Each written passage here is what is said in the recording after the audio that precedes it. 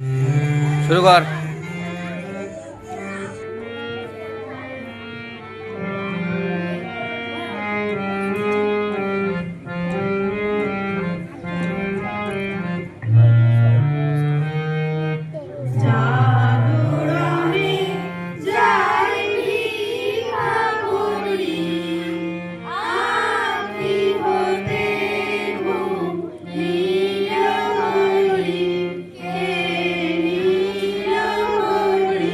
যাও।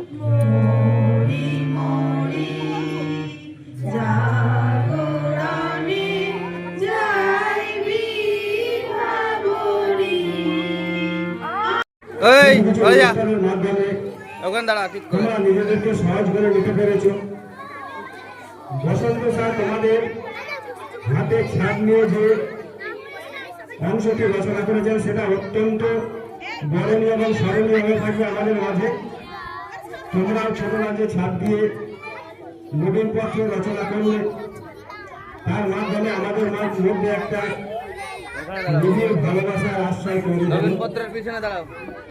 তোমরা শুধু তোমার বাবা মায়ের সন্তান নয়, এই নবীন পত্রের পিছনে তুমি না থাকলে সফল হচ্ছে। বিদ্যালয়ে প্রতিদিন এসো, আমাদের সাহায্য ওখানে থাকো। একটা জায়গায় পৌঁছাবে। আমি এমনি স্টিল ছবিও নেবো এর সাথে।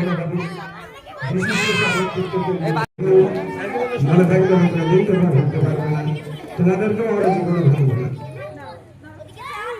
ঠিক আছে,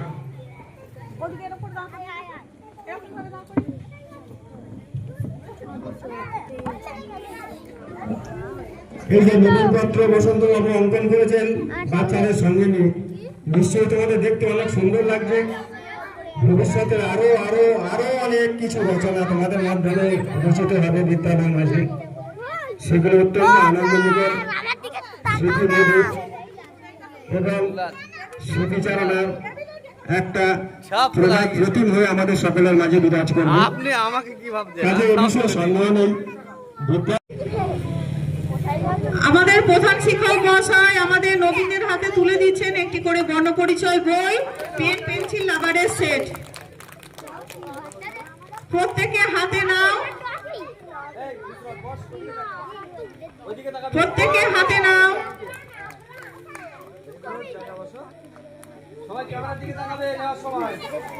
সবার জন্য সামান্য উপহার দেওয়া হচ্ছে।